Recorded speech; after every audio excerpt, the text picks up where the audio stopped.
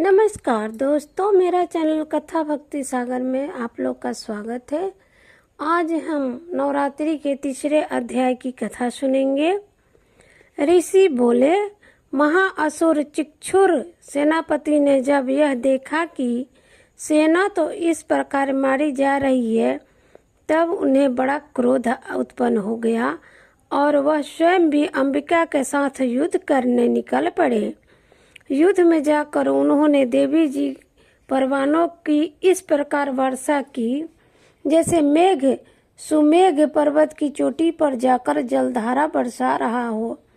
तब देवी ने उनके बाण समूहों को खेत में ही काट दिया।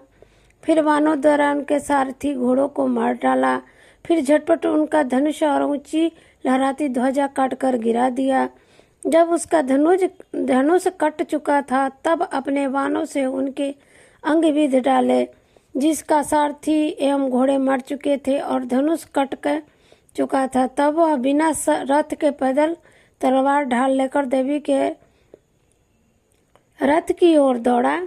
तेज तलवार से सिंह पर जाते ही प्रहार कर दिया। फिर देवी जी की बाण भुजा पर जोर से प्रहार किया। हे राजन, जो कि उनकी तलवार देवी की भुजा पर पड़ी ते ही टूट पड़ी।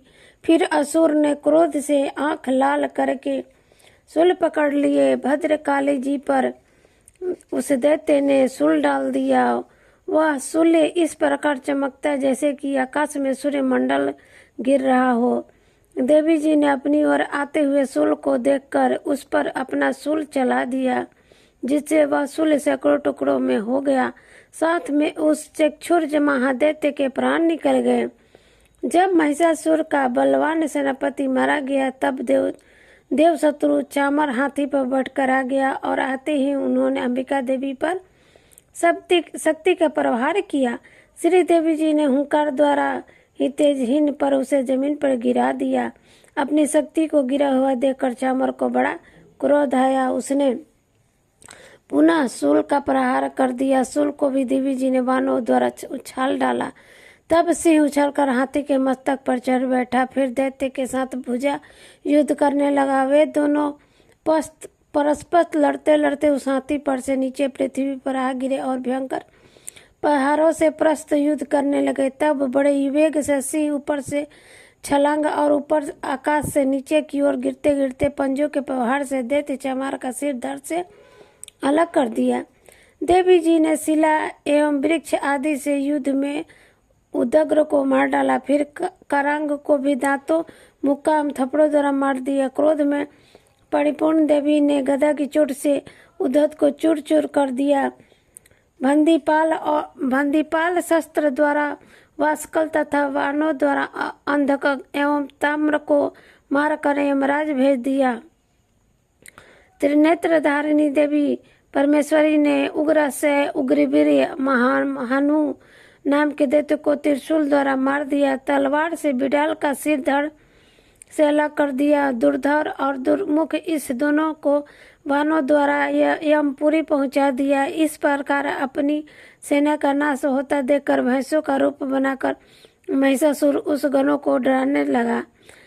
कुछ एक गणों पर अपने थुथनों से प्रहार किया, दूसरों को सिंगों से फाड़ा। कुछ एक को वेग द्वारा, दूसरे को सिंहनाद द्वारा अपने और घूमने से अन्य को संवत्स आयु द्वारा पृथ्वी पर गिराया। इस प्रकार घन सेना को गिरा कर वह महिष सिंह की ओर झपटा।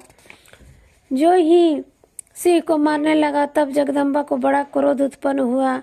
इधर महापराक्रमी महिषासुर भी क्रोध से पृथ्वी तल को अपने खुरों से खोदने लगा। फिर सिंगों से उन्हें ऊंचे ऊंचे पहाड़ उठाकर फेंकने लगा। साथ में गर्जन करने लगा।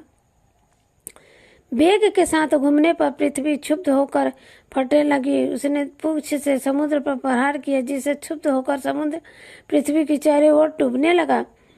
चलायमान होते हुए सिंह के द्वारा छीन भिन्न हुए बादल के टुकड़े टुकड़े हो गए। उनके श्वासों की कठोर वायु से उठते हुए सैकड़ों पर्वत आकाश से नीचे गिरने लगे। इस प्रकार क्रोधपूर्वक उस महादैत्य की अपनी ओर आता देख चंडिका उसे मारने के लिए क्रोध में आ गई। कपित चंडिका ने उसकी ओर पासा फेंका और उसके द्वारा उस दैत्य को बांध लिया। तब तो उस महायुद्ध में बंधे उस दैत्य ने अपने महिषासुर रूप का त्याग कर दिया, झटपट सिंह के रूप में आ गया। जो ही चंडिका का सिर काटने लगी तब वो तलवार हाथ में लिए पुरुष दिखाई देने लगा। तब शीघ्रता से तलवार ढाल बने उस पुरुष को अपने बाणों से देवी ने बीट डाला। अब वह एक बड़ा हाथी हो गया। अपनी सूंड से देवी के सिर को खींचा, फिर गरजने लगा। उसके खींचते समय अपनी खंडक के द्वारा देवी ने अपने उसकी सूंड को काट दिया। फिर वह महादैत्य भैंस के रूप में आ गया, चराचर त्रिलोकी को सताने लगा। तो जगत माता चंडिका क्रोध में आकर फिर उद्धम मधुपान करने लगी और लाल लाल नेत्र करके हंसने लगी। वह दैत्य की बल पराक्रम के मध्य में उन्मत्त होकर गरजने लगा। अपने सिंगों से पहाड़ उठा उठाकर देवी की ओर फेंकने लगा। देवी जी ने भी अपने वानों के समूह से उसके फेंके हुए पर्वत को चूर चूर कर दिया। तब सुरापन के मदद के कारण लाल लाल नेत्र वाली चंडिका ने कुछ अस्त व्यस्त शब्दों में कहा। देवी जी बोली, हे मूढ़, जब तक मैं मधुपान कर लूँ तब तक तू क्षण भर के लिए गरज ले।